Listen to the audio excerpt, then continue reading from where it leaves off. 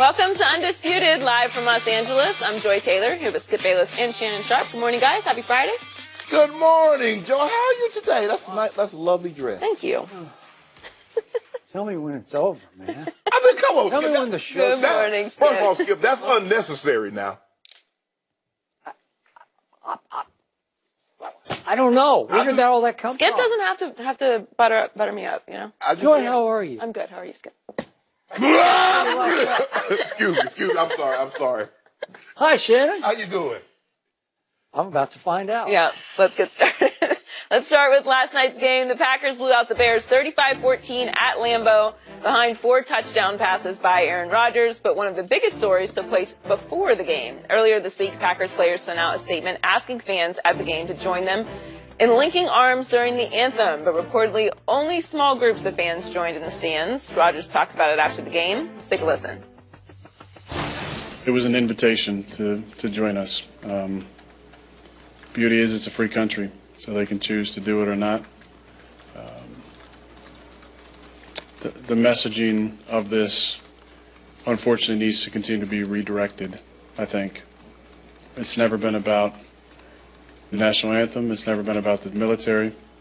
We're all patriotic in the locker room. We love our troops. This is about something bigger than that, an invitation to show unity in the face of some divisiveness from the top in this country. We could hear some USA chants as it started. It's fantastic. Could also hear some negativity being yelled during the anthem. Semantics there, right? What's disrespectful to the anthem? Yelling things during it, or standing at attention with arms locked facing the flag? Let you decide. Martellus Bennett added, "It's just some bleeps yelling, put your hands on your heart." That's all I heard. Somebody kept saying, put your hand on your heart, put your hand on your heart. It's like, back the bleep up. Shannon, are you surprised by the crowd's response? Absolutely not. Absolutely not. Absolutely not. Skip, in the statement that the Packers released and the Packers players released, Skip, and it basically said it's a coming together of players who want the same thing that all of us do: freedom, equality, tolerance, understanding, and justice for those who have been unjustly treated, discriminated against. That's the Packers. Martellus, I think, wrote that, right? Okay. So this is what they're saying. Yeah. And I told you from the very, very beginning, everybody tried to change the narrative. Oh, it's about the anthem. Oh, it's about the flag. It's about the military. What it comes down to, what the Packers fans and a lot of people across America, they don't give a damn about this issue. Let's make that abundantly clear. And I think it laid itself out. And Aaron Rodgers, in his tone, he let you know that he was disappointed because this was an opportunity. We're linking arms. We're going to stand at attention. Flags waving, the national anthem is being played, and this is what we want. We like to think that everybody in America, because we've heard that America is not perfect. And so we've been trying to tell you, can we tell you about some of these imperfections that it has? Can we tell you about some of the things that's affecting our community? So what they're chanting USA. For a second there, I wasn't sure if Green Bay, Wisconsin was in the USA. And then again, I'm like, well, who are they playing? Are they playing Mexico, Costa Rica? Maybe they're playing the Russian national team. Chicago, Green Bay, 2 cities that's in America. But hey, I digress on that. You have a very interesting dichotomy going on here, Skip, because the powerful people and the people that are trying to give voice to the people that can't be heard are millionaires. And now you have the people that can't be heard and want their cries to be heard that are normally minorities or poor. So what we tell the millionaires, hold up, you're not oppressed. You're not discriminated against. Why the bleep am I listening to you? The people that are minorities and being discriminated against, be it racially or gender or wise, you're complaining. See, it's almost like they look at these black guys like they once upon a time wasn't these guys. It's like the chicken and the egg, like the chicken didn't come from the egg. And when you look at it, Skip, I was like, should I be disappointed? Should I be sad? No. And then you read around the league that Delaney Walker is getting death threats. and you hear about some of these other things that are going on. And I was like, wow, just imagine if racism actually existed, what would have been happening? What would have been said? So, Skip, I'm not shocked in the slightest that this is what was taking place. Because although they've tried to change the narrative, be it the anthem, the flag, the military, it comes down as simple as this. I can't make it any more abundantly clear than what I'm about to say. A lot of Americans do not give a damn about this issue, and they say, look, I come to cheer you. You're there to entertain me. If your politics align with mine, I will listen to you. If they don't, shut your mouth and just play the game and leave me be. So help me out. I'm confused whether it was you or Greg or both, Greg Jennings, who's going to be on our show a little bit here on Undisputed. It seemed like when we spoke about this yesterday that both of you expected most people in the stands last night to go ahead and link or lock arms. I think, Skip, that was the optimistic side of me, hoping, because there was no kneeling, there was no sitting. You're joining, the anthem is being played, and you're locked, and they told you why they were doing this. So it was abundantly clear from the statement of why they were doing what they were doing. But what it comes back down to, again, Skip, if this doesn't affect me directly, shut your mouth and keep it moving. Okay, my 2 cents from my seat last night in my living room. I was shocked by what I did not see in the stands in Green Bay, Wisconsin at Lambeau Field last night. I fully expect, maybe I'm Pollyanna now, but I fully expected to see about 82,000 people locked arms, because the leader of Packer Nation, the great Aaron Rodgers, the mayor of Green Bay, the governor of Wisconsin, the maestro of all things Packers, the Pied Piper, it was beyond a request. He had all but ordered everybody in the stadium, let's just do this. Let's lock arms. The Green Bay Post-Gazette ran an editorial yesterday encouraging, asking, almost beseeching everyone, let's lock arms. The headline was, let's link arms at tonight's Packers game for justice, for unity, and for country. This is the Green Bay Press-Gazette.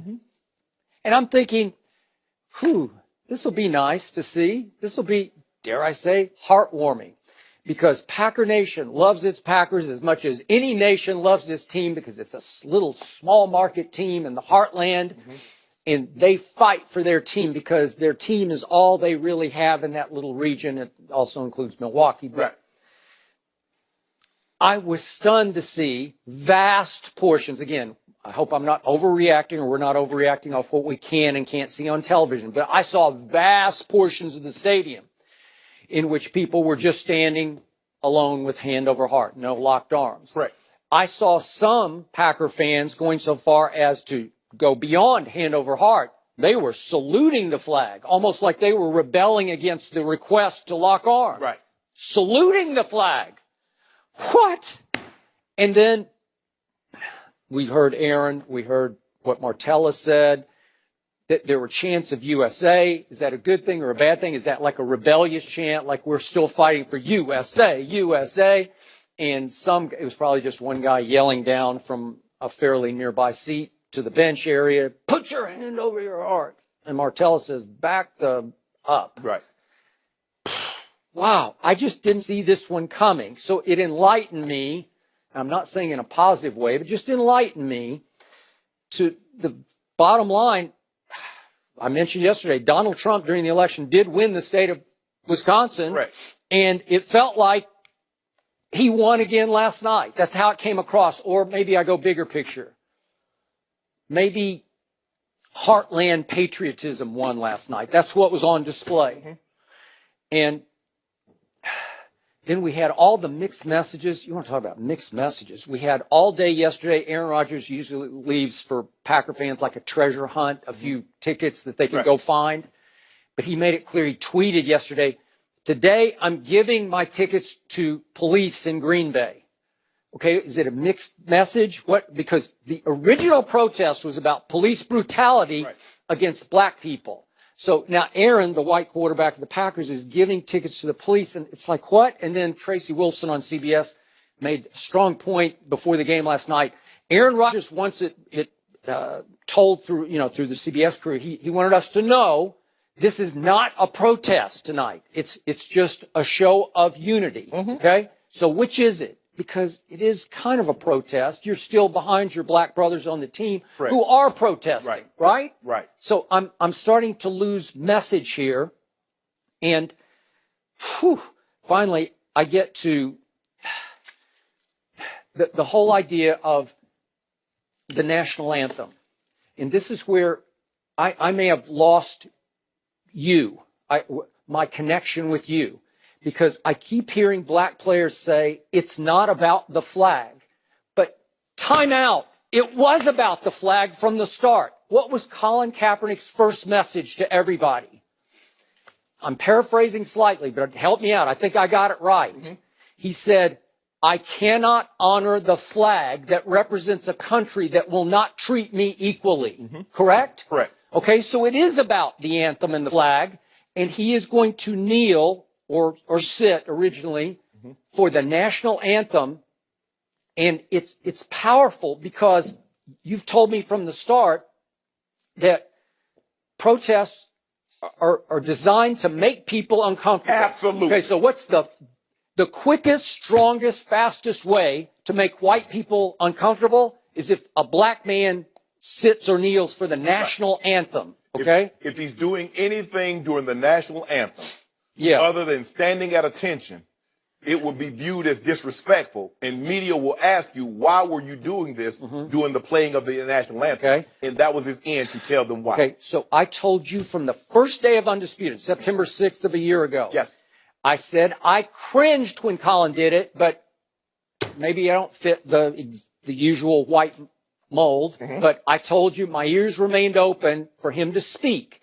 And he spoke eloquently about it and convincingly to me, because I have been one campaigning for what is going on with white cops shooting so many unarmed black men. It kept happening over and over and over and over again. And I've been talking about it on national TV for 3 years. So it fit my theme, and I applauded it, even though I didn't love the way the method by which he chose to convey the message. And something hit me right between the eyes last night. Maybe I'm missing the point that too many white Americans immediately closed their eyes and their ears and their hearts and their minds to the message. They just didn't want, boom, it's over. And again, it's just Green Bay, Wisconsin, or that area, Packer Nation, 82,000 strong in that stadium. But it looked like a whole bunch of people had shut off that message. Yes. It was long ago lost because they're not with their black Green Bay Packers, right? They're not going to show support, not at the expense of that flag and that anthem. Right. Nope, sorry. So it made me wonder, was the mark missed?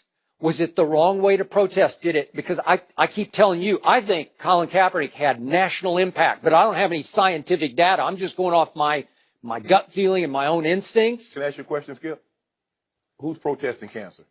They didn't have to, because it's indiscriminate and people give a damn about cancer. Okay. I keep telling you, Skip, we keep Okay, trying I got you, but stay with me here. Was there a better way to get the message across? I'm going to just throw this out. I laid awake last night trying to think this through. Was there a way that black players, going back 2 seasons ago, a la Colin, because he did it pretty much, he went solo on this one, and he risked his job, and I think he lost his job over this. What if all black players had decided we're going to wear like some kind of Velcro patch they could just stick on their jersey just before kickoff, a black box, I don't know what it would be, just to say to America, we are protesting the police brutality against black people. And let's say some of their white brothers on their team chose also to wear the patch. Now, again, it's a uniform violation, but would the NFL start fining them for that? Yes, it would. I don't know. Maybe if everybody started doing it, they'd finally just say, okay, we cease and desist here. But maybe that message gets across better than, quote unquote, disrespecting the flag because it's not respecting me. The country's not respecting me. Can I ask you a question, Skip? Why do we only view patriotism through the eyes of a white man or a white person? Are there no black patriots?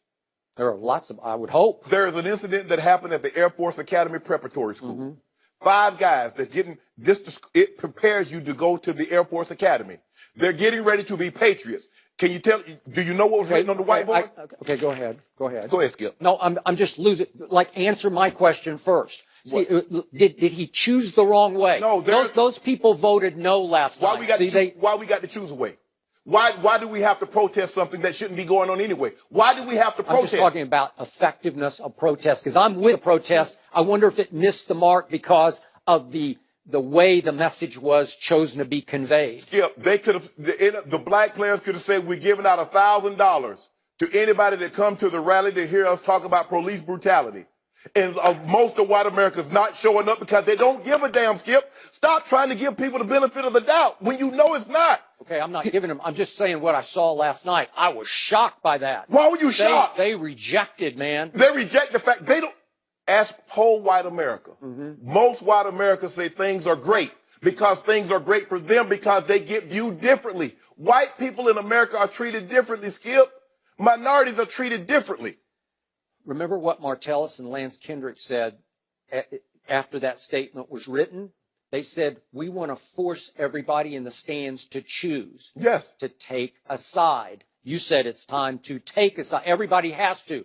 But I told you this is a little bit risky because you're forcing all those people in the stands on national TV to say, I'm for you or I'm against you. And in doing so, they're having to say, I'm for you and against the flag. I didn't need them to take a side because I already knew where most America stood on this. They had already taken a side a long time ago by the simple fact they won't acknowledge that this problem exists. So they had already made it abundantly clear to me where their sides were. The mere fact that we're having to have this discussion in 2017 lets me know. Skip, in 1964, 73% of the Americans felt the Negro should stop demonstrations now that their points have been made. Okay, there's 63% of the white, 63% of America are white, 12% are black, 21% are Hispanic. What percentage of white America do you think that the NFL players should stop protesting now that they've demonstrated and their point has been heard? I'm sure high. Yeah, probably 63%. Probably, so, maybe higher than that. Maybe after what I saw. And that's the thing, Skip. It's the fact that we're having to protest in and of itself should be uncomfortable. You see, what they tried to do is that they tried to drain the venom and the toxicity out of the kneeling and the sitting. See, this is comfortable, Skip. You're standing here, we locked arms. So it diffuses the situation. But when it comes down to it, if I don't give a damn about the situation, I don't care what you do. I'm turning you off. And that's what they did. That's what they've done. They don't believe this is a problem. It's hard to get the unaffected concerned when they're not impacted by what's going on. I do agree with that. Empathy, it requires you to have compassion for something or someone that even though you haven't been through that or you might not go through that, you can empathize with that person. It makes it a lot easier. It's easier for Joy to empathize with a DM victim because she experienced it herself. That is but correct. Someone that has not, there might be more resistance. Skip, if you have never had a negative encounter with the police, it's hard for you to believe that the police would do something like that to someone. Yep. And then if they do, the first thing out of their mouth, not what was done, what did the person do to cause the police to do what he did to he or her? That's where we are, Skip. And I'm saying about this Air Force Academy, here are these 5 black men that's going to be patriots. And they got in, go home with the hard ER. So it was never about patriotism. Because if it was about patriotism, blacks would not have had to be in segregated camps when they went to fight in World War II. They would not have been treated like second-class citizens when they came back home after World War II. So we need to stop looking at because only patriotism, patriotism. We're only looking at it through the prism, through a white person's eyes. There are black patriots. And because I said America has flaws, and everybody is quick to say, America is not perfect. Okay, let me tell you about some of those imperfections that affect my community. Let me tell you about some of the things that's going on, and I want you to hear me. And don't tell me I need to leave if I'm unhappy with the situation. No, I'm an American citizen, and I earned the right. As a citizen, Skip, I think the greatest part about being an American citizen is the right to protest, as Dr. King said, the right to protest for right. Okay, but let's not change the narrative. Every time I hear a black player say it's not about the flag, it's not what Colin said. It was all about the flag. What am I missing here? It's about what the flag represents. Correct. If the flag represents equal and all, Okay. that not just no equal and all ain't Okay. just for white people. Okay. It's just not for wealthy. I got it. I'm with you, but don't tell me it's not about the flag, because it's all about the flag. The flag- That's why Colin knelt or sat. The flag, see, a lot of people with symbols and patriotism. But what does that symbol actually mean? Okay, you keep telling me that the flag, it means so much and it's opportunity and freedoms and liberties. Okay, can you honestly say that everybody in America has freedoms and liberties and opportunities? Nope. Well, if you can't answer that, then we have a problem and we would like to have it addressed. Correct. And stop trying to sweep it under the rug. But see, now as long as you paint that narrative, oh, it's the anthem. I can't know. Anybody that does something to the anthem, when we know what the anthem was originally written for and who it was written by. Okay, the flag. Okay, we understand what the flag, what does it represent? When did this narrative come to be that the military and the police own the flag and only them? I can go buy a flag and I can hang it up in my backyard. People, we need to stop this, Skip. We need the flag is a piece of cloth, and nobody fights for a piece of cloth because. Yeah, they do. Don't say that. So that's the let me ask you a symbol of question. this country. That's what it represents. So they'll fight for a pair of You jeans. should own that. They'll fight for a pair of jeans. If that's what we had chosen in 1776 that represented Skip, our nation, you Skip, better believe it is they a piece would. of Skip. The symbol. Well, it's the the symbol of our country. What are you talking about? Okay, symbol of your country. So the symbol of your country is racism. Well, why did white kids get shot in the 60s for burning jeans? No, they burned the flag, and a bunch of them died. The symbol. Yeah. But what does that symbol represent? So as long as you got a symbol, Skip, let me explain it to you like this. The symbol, okay, the American flag, what is the representation of that symbol? What does the flag actually mean? You know what it means. It stands for America. It stands for the greatest country